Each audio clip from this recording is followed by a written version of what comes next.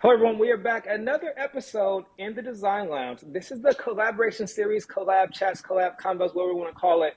I love these because we always talk about experts in the field, collaboration they have going on, what they created, why they created it, what makes a good collab. And we all want to know, like, how do we scale, how do we grow, how do we collaborate with other partners and create those strategic alliances? So before I get started, let me introduce who I have on. I have Alejandra as well as Knikki. Who wants to go first? You guys tell us who you are and the companies you represent.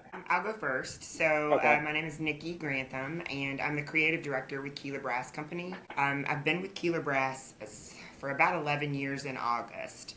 Okay. I'm an interior designer by trade. I came there to work on custom hardware for the furniture industry. And it just kind of transitioned into the creative role. So basically from the product development, the websites, any literature, anything that represents the company outward kind of gets to go through my lens. I'm the company historian as well. So for a company who's been around since 1893, I tend to spend a lot You, of so you guys, time. so you guys are brand new, a little kind of, sort of, just Yeah. 132 years. Yeah, That's it. that's it. We're brand spanking new. Still got the diaper on. But it's good for us to understand where we came from, so that we Absolutely. know how to use that knowledge and that those characteristics that made us who we were, that withstood everything, to keep us going in the future. So I try to keep one foot in the both sectors for us. Definitely. And Alejandra? I love that, Nikki. So my name's Alejandra Thompson. I'm with Thompson Traders, and I'm the VP of Marketing and Sales for the Thompson brand within Thompson Traders. I love the way Nikki described Keeler Brass. It's such an honor to be working with such a historied company. Thompson Traders is not quite that old. It's a family business, so it depends who in the family you ask, but we're somewhere between 20 and 23 years old, maybe Okay. 23, 25. Okay. Depend on the day, the time. Because I was looking at the website. Your mother was like 15 plus, and then I saw videos like 20 plus. I'm like, okay, so I'm assuming it's 20 something. I wasn't sure. It was an old video, that one. But still, with family businesses, there's a lot of mysticism. And so my brother claims it was started one summer. My sister claims it was started 9 months later. The first person who came back from Mexico with a sink in their suitcase is probably like the formal first date, but no one's ever going to find that flight ticket. So anyway, Exactly. slightly younger. But with that, instead of looking to our past to define ourselves, I think we are still defining ourselves, and it's such a pleasure to get to be with the company while we're doing that. I would say we're in our early 20s. We're figuring it out, and we're starting to run. I personally am the youngest of the family, the Thompson Okay. family, and so I joined the company in 2021. So I'm a little bit newer with the company than any of my other Gotcha. siblings, so they might have a slightly different perspective. What we do, Thompson is a manufacturer of kitchen decorative plumbing, so kitchen and bathroom sinks, vanities, range hoods, anything that's really beautiful and handcrafted, mostly out of copper and brass. Love that. Love that. And I definitely want to get into your collaboration. Neither one of you guys are new to collaborations, right? Thompson, I think you guys just had a collaboration with Poppy and Company. And then I know, Keeler, you guys have plenty of collaborations, monogram, various collaborations. So I guess let's just start right there. What makes a good collaboration and a good collaboration partner? To me, it's the creative flow. If you, historically, our company has always supported artists. It's something that we're really passionate about, is not making something manufacturable is what we do, but not tampering with an artist's vision is Gotcha. really where you need to be strong at, because if you make something beautiful but it's not manufacturable, who knows about it? So if you make something manufacturable that's not beautiful, who cares about it? So it's a fine line to kind of walk that. And so it's always been what I've done is work in the custom creative part. We've just usually kept those things behind closed doors that we did all of the collaborations with. We've done, back in the 80s, we did collaborations with Liz Claiborne. I mean, we've Oh, done okay. Cynthia Rowley. We've been Okay. all over the place. It's just been things that we've done behind closed doors. And when I came on board and started working with Monogram in the collaborations, Richard Anaskevich and I both said, why are we not capitalizing on the fact that Keeler has done this forever? Yeah. So we just brought it to the forefront. So when and I believe it's also like kismet and fate. Like, I think when you meet people that you automatically connect with, like with the first time I stepped into Thompson, I literally left there and felt like overwhelmed emotion because I felt like part of their family immediately. Got you. Okay. So I Yeah. think that's where you there's a respect, there's an honor, there's all of these feelings that you feel with that company or with those people, and you respect each other's visions and bringing them to life. And so I think that's super important with who you forge those relationships with. Totally. I'm sure that resonates with you, Alejandra, the fact that it's a family-owned business. But what are some of the things you guys look for? Yeah, I mean, I agree 100% with everything Knikki said. I think for me, probably the most important thing for a successful collaboration at the end of the day is the people. You know, who is your point of contact with the other company or that designer or brand, and then who their point of contact is on the Thompson side. And those people have to, like Knikki said, really respect each other, be aligned on their visions, because ideally, in an ideal collaboration, you're bringing different things to the table. You're not the same 1 + 1 person. = 3, right? Yeah, you don't have the same point of view. So being able to collaborate, share those different point of views in a respectful way where you get to 3 versus 2, I think, and that actually can be pretty difficult. So the personalities are critical for me in a successful collaboration and making sure it's almost like a marriage, honestly. So you kind of want to date before you decide to go forward, I think. Any prenups? Are you signing prenups too? I think that's very important. Especially for something like this. As the notable failure in the marriage department, I'm going to say my attorney said, no more, Knikki, no more. No, so that's a big one for sure, is the personalities. And I agree with Knikki, the chemistry. I mean, it has been such a pleasure to work with her. She's so amazing. She's the consummate professional, but also insanely creative and has all these amazing ideas that she's bringing. And so from that perspective, you know, we got very lucky. The other thing I would say is that it just kind of makes sense, like super organically. You know, if you take someone who has a huge following, but your brand doesn't align with their brand, it's not going to help either one. No, you know, definitely. Yeah. The world can feel it. The product results can feel it. It's not. There's going to be disconnects there. So I think a genuine kind of alignment, and then that personality chemistry, which is a little bit sounds romantic and esoteric, but I think it's important. No, definitely, and I agree. And actually, I've heard that before. I had my recent conversations about brand partnerships and aligning with influencers. They're like, it's not just about the numbers. It's about, does this actually make sense? Now, that's when you realize, you know, the relationship makes sense, and you know, you guys have a similar thought process. But when it comes to the actual product and creation of it, let's take a step back. You guys said, like, you know, take the guesswork out of kitchen design. When it comes to the ideation of the collab and what's it going to be, how do you determine that? Is it something where you guys are getting feedback constantly, like, okay, these designers or these individuals are having troubles or you know, or it's difficult for them trying to align all the different options because it could be overwhelming, right? Like, how do you ideate and determine, okay, this is the direction we're going to go? Is it feedback from the marketplace, or is it just like, okay, we are two amazing companies, we align on so many different things, our values are similar, or our ideas are similar, we can create something better together? Or is it a combination of both? So I think it's a combination, but I lean heavily towards it's the feedback. To me, this wasn't a collaboration of the other types that we've done where it's someone's vision and it's our, you know, capabilities and we create a product. We began conversations and listened to the community, and everyone was playing in the same sandbox, but no one was talking to each other. It's not, I will never be competing for a market share with Thompson because I make decorative hardware and they make plumbing. But why on earth we wouldn't say, if you chose this, why not choose this? Because when you get to kitchen and bath design and you get all the way down to that end portion of it and you're looking at the hardware, the consumer, the client, the customer, the designer are baked. They don't want to look at hardware. They don't want to talk about hardware. So when we make someone's life easier in that aspect, time is money. And if I'm saving the design community time that they can go grab another new project, then I am coveted to them. And so that was my whole take on it. How do I make their life easier? If we're playing in the same space, why not show them? If you choose this, then choose this. I totally agree. Their lives and ours. So, you know, two things on that. One is we have a great customer service team, and one of the most common questions we get is, I bought this sink. What handles and pulls should I pair with it? Do you have any? We don't make handles and pulls. We're not going to. That's a completely different skill and craft. And so even just for my customer service team to say, actually, I have the perfect solution for you, Keeler Brass. It's at our same level of luxury. It does as much customization as we do, and we've already matched up the finishes for you. So if you want a perfect match or a slightly less, like a more artistic match, we have all these different suggestions for what you could use. So on the one hand, yes, it makes their lives easier. It makes our lives easier to already have this alignment. And Knikki and I sat, I think, for like a whole day with all of our finishes and looked at them in different lighting and how will this work and how do we imagine these together. So for everyone, I think it's a time savings, and we spent many hours to hopefully save people time in the end.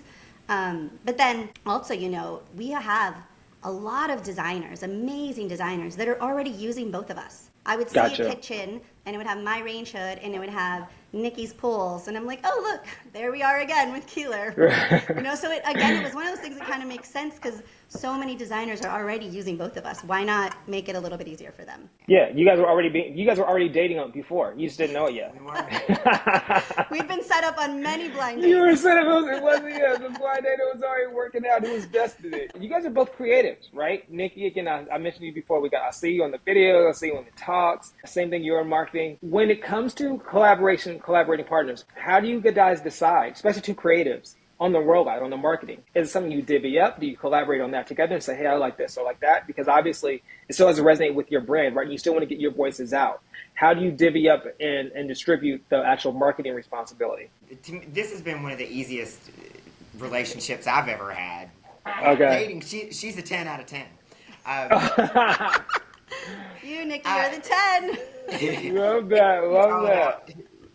If you're willing to put the ego aside for the betterment of what you're trying to accomplish, I think so many companies and so many collaborations and so many people let the ego get in the way of the end result, and there's no ego at all. I'll throw something out there and they'll say, hey, but what if we do this, or let's try this, or it really has been this great, I would say tennis match, but pickleball's more trending. So right, we've pickled it back and forth, if you will, really seamlessly with, hey, this is our strength, we'll take this lead. But everything has been just this open book, and like I said, there's been no ego, no busted feelings. If I may say, hey, what if we do this? And we're like, yeah, but as long as the egos are in check, I think you're both looking at the end goal, and it's not a personal, how do I push myself further personally? And I think so many people put person before the goal. Yeah, what Knikki said in different words, for me, it's like if you have your brand ethos or your mission or the things that really matter, like nailed down, right? Like these are the 3 things that I'm really trying to accomplish, then everything else kind of melts away. Everything else it's not critical, like what's really, really important, and that makes the other decisions easier. I think the other thing is that Knikki and I, this is on air, so I apologize if this isn't accurate, but we're both a little perfectionist, so like, okay, it kind of helps because she'll can't take it back now. She'll be like, this little thing is like a hair off, and I'm like, oh, I'm so glad you said something because I didn't want to seem like the jerk. It was like, oh, it's just a little off. So it's kind of great because we're both. Now I know that if I say something that sounds crazy, she'll be like, I get it. Yeah, back up. You have a backup. Yeah. Exactly. That is so refreshing to hear, because I swear to you, my team, like literally anything they do, they're like, let's let her put her eyes on it first, and I can tell you in 2 seconds, nope, that's off. And my previous boss, he said, that's your gift. He said, I've never seen anybody be able to that quickly make an assessment on a product or a catalog or a picture or whatever. Any representation, it's a gut feeling. My daddy always said, listen to your gut. Yeah, and it's soul knows. Well. And it's beautiful. Her gut feeling and her willingness to give detailed feedback is such a pleasure. We love it. It's so great. No, I love that. I wanted to ask, obviously, again, Keeler Heritage brand, 132 years. Thompson, no slouch, 20 plus years yourself. Does the experience and the fact that you guys have been around so long, does that, you think, create obstacles when it comes to collaboration, or does it make it actually that much easier because you've done it before, you know what you want to get out of it? And it just makes that process, the communication maybe a little bit easier. I think for us being a legacy and a heritage brand, I do believe that your heritage can be something you stumble on. Just because this is what worked in the past, it does not mean this is what works in the future. And I've had great success, and I'm super happy with being able to break those barriers down since I've been there. And I think, the whole social media has taught people, again, of my generation, a lesson. It changes on a dime, it pivots. If Like you're that. not willing to move and to change and to not repeat your history, but to use nuggets of it to shape what you're doing. But I think so many companies get tripped on, well, this is what we always done and this is what we should do, and I don't think that benefits people. No, there's a lot of, as they say, businesses in the graveyard that said this is how we always done it, and now they're no longer relevant or no longer around. Yeah, that's an interesting question. I haven't really thought about it, and I think because of the way that our company was kind of formed, and I'm sure we don't have as many employees as Keeler does. My suspicion is that we're a little bit smaller than you guys in terms of how many people you have to reorient for a new direction, that it's a little bit easier. And, in the last, I don't know, I would say maybe 7 years, the brand has really thrived under partnerships and collaborations. I think so the whole company kind of sees the value in that for us. Since we were founded, my mother is actually the creative director, and she was our primary product designer.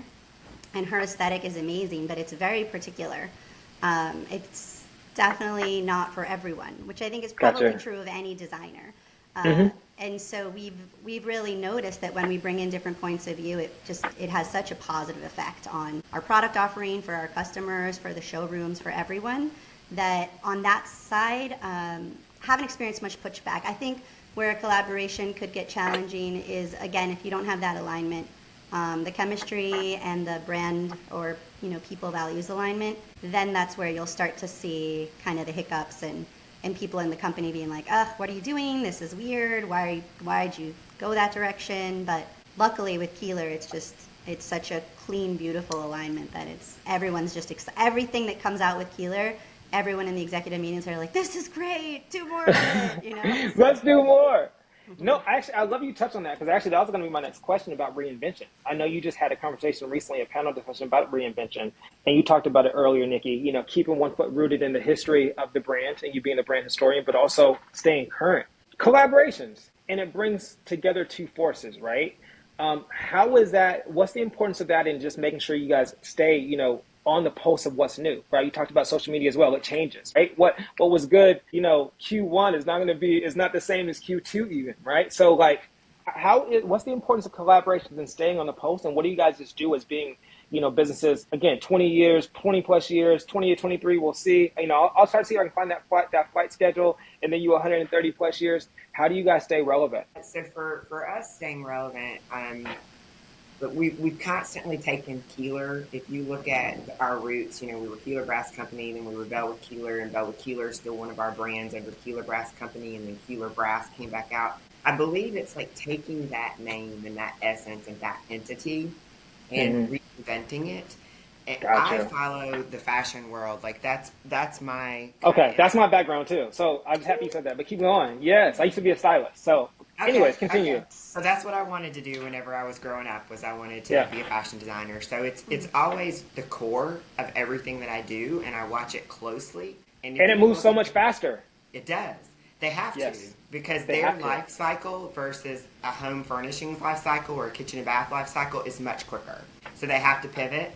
The great thing about the fashion industry, if you look at the collaborations and the reinventions, they are constantly moving. These creatives move to different companies, but there is an essence of that company within every single new invention. Like when they take over and they say, here's our new launch under this creative director, there's a nugget. There's this little bit of that history still there. So a lot of times they go to the archives. They do. They go and they reinterpret it. In the most minute, like how do we, one of the things we did, which was so minor at KBiz, was we brought the Keeler lizard back. And that was one of the very first gift wares that we gave our clients back in the 1900s, was a paperweight. So to bring that back out, and it's cool and it's funky now, and everybody came to our booth going, where's the lizard? I want the lizard. Because it was reinvented, but it still had history. And I think that's just part of how you do it. For a newer company, I mean, I try to look at Keeler Brass as part of a newer company in itself, because we just relaunched that brand. So I just try to stay relevant with what is the community saying, what are the paint colors, what is this, what is that, what is everything out there. I don't sleep. It's true. I'm always doing this, so. You're always searching and compiling it and gathering data and information. She's amazing. For us, I would say, and this is like the annoying business word that people always use, but just being authentic. I just think that's so important, regardless of what's happening in social media or in the trends. If you stay very true to what is special about you and your brand and your company, no? And I think sometimes people will try to force fit their brand into the trend, and usually it doesn't go well. You really have to stay so truly authentic, which can be tough, like with Thompson, for example, copper, I wish I had finished samples to show you, but like that brown age, like traditional copper, it's been out of trend for probably like 7 years. We have 16 different finishes that we also sell. We could have kept pushing like that aged copper look with different shapes or different textures. We didn't try to force that part of it. Our ethos is metals, is hand-hammered and handcrafted metals, and so now what you'll see is nickel is really what we're selling a lot of. And we have this beautiful burnished nickel finish that's over copper that has all these different tones. And so I think if you can find a way to kind of get rid of the noise and remember, are you still there? Yeah. Remember who you are.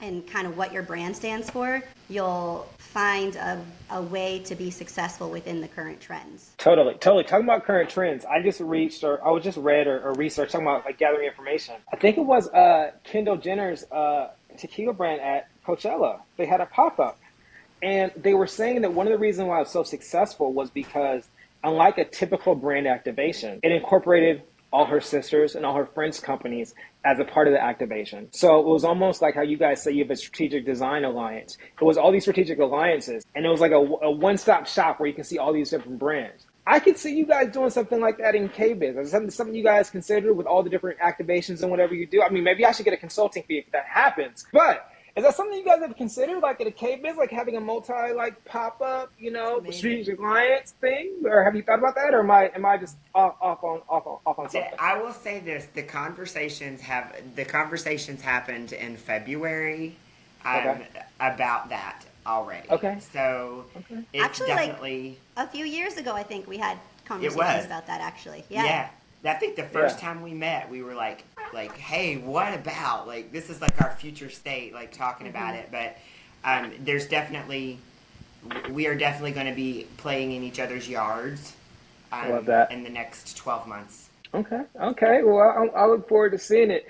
I want each of you guys to answer this, and you've answered every question before, but working together, right? The best thing we talked about earlier is when you have brand collaborations, 1 + 1 = 3, right? It's not just you, and you get to make these connections, establish these relationships, and see how other brands think and how they do it. What's one thing or more that you took from working with, in your case, Alejandra, with Keeler, and then Knikki, in your case, working with Thompson, that you guys brought back and you're like, you know what?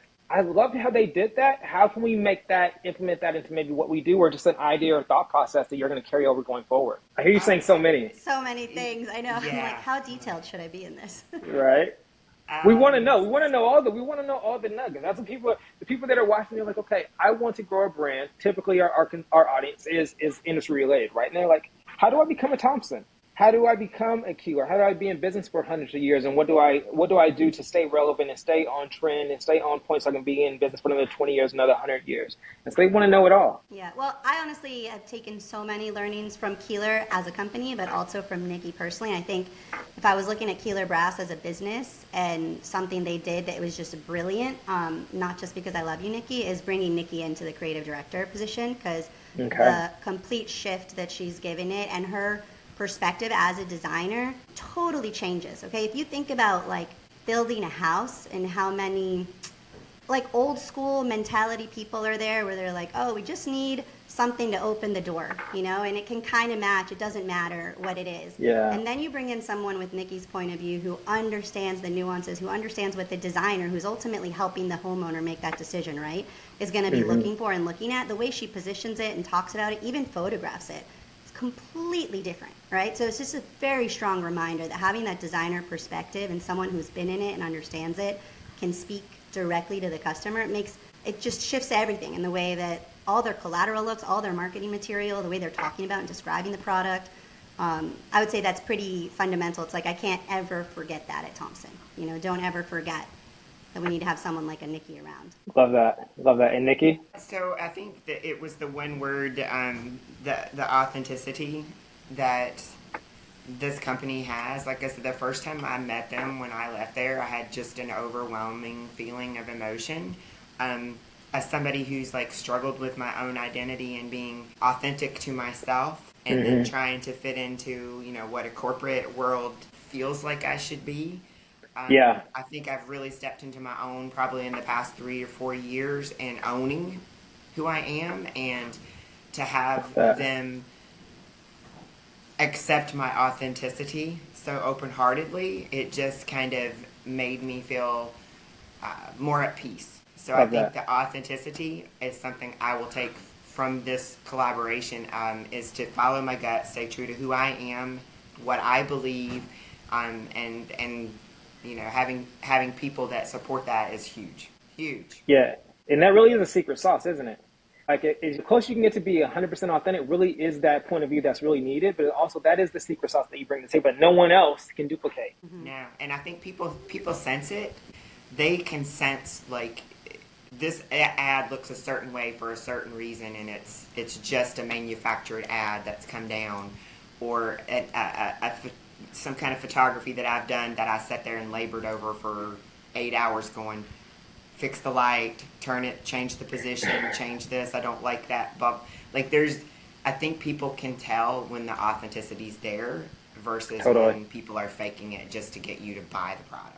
No, I think like I said, they can tell. You guys mentioned it earlier on both sides. Collaborations, you can tell when it's authentic, when the relationship makes sense, when it doesn't make sense. You can tell when there's disconnect, and it doesn't benefit anyone. I want to leave with, so what's next? What's next with a collaboration? Where can people find it? Do we have more collaborations in the works? What can we expect with the Keeler Brass Thompson collab? We kind of just announced it, I think, back in October. I saw that. Yeah, and nothing has really come to light yet. So we have a beautiful, beautiful, beautiful catalog that's coming out. I can't wait for that to be printed and distributed.